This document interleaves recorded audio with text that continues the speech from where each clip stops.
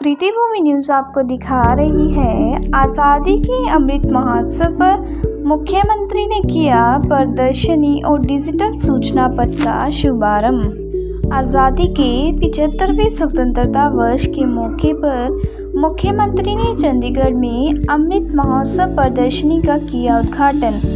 इस प्रदर्शनी में हरियाणा के वीरों की आज़ादी के संग्राम में योगदान का उल्लेख किया गया है। आज़ादी के अमृत महोत्सव पर मुख्यमंत्री ने किया प्रदर्शनी और डिजिटल सूचना पट का शुभारंभ। आज़ादी के अमृत महोत्सव पर हरियाणा के मुख्यमंत्री मनोहर लाल ने वीरवार को हरियाणा सिविल सचिवालय में भारत के स्वतंत्रता संग्राम में हरियाणा का योगदान पर आधारित लघु प्रदर्शनी और डिजिटल सूचना पट का शुभारंभ किया।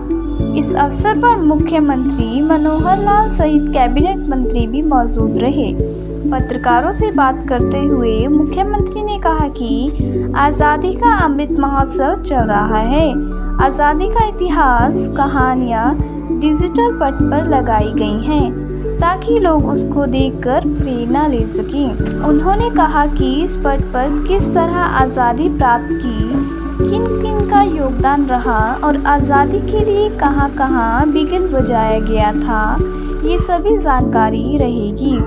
उन्होंने कहा कि हरियाणा के सभी जिला मिनी सचिवालय पर भी इसी तरह के डिजिटल सूचना पट लगाए जाएंगे। मुख्यमंत्री ने कहा कि डिजिटल हरियाणा की तरफ हरियाणा बहुत से मापदंडों को पार कर चुका है और लोगों को सभी सुविधाएं आईटी के माध्यम से मिल सके, इसके लिए तैयारी कर रहे हैं। उन्होंने कहा कि बीते दिन भी एक क्रांतिकारी कदम उठाया है।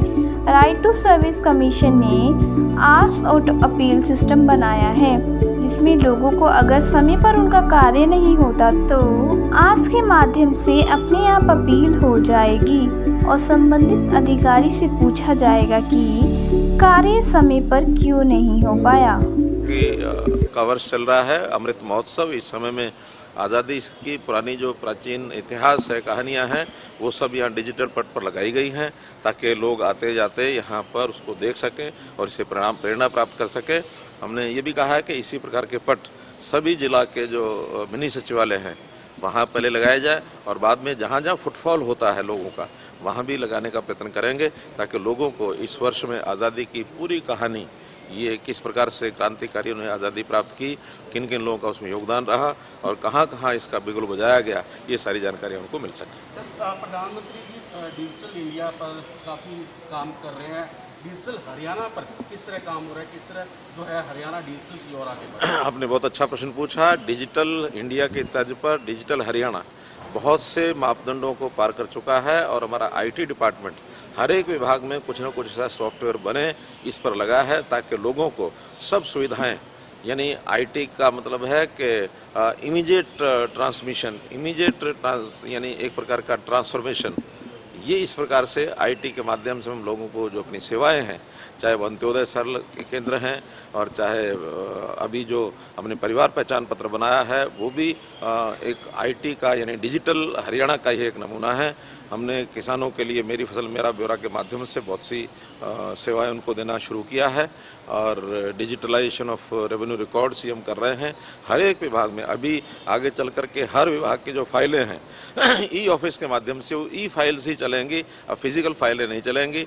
और कल हमने एक और जो बड़ा एक क्रांतिकारी कदम उठाया है कि जो राइट टू सर्विस कमीशन है, उन्होंने एक ऑटो अपील सिस्टम ये बनाया है आस नाम से, ताकि किसी को टाइम से सर्विस नहीं मिलेगी।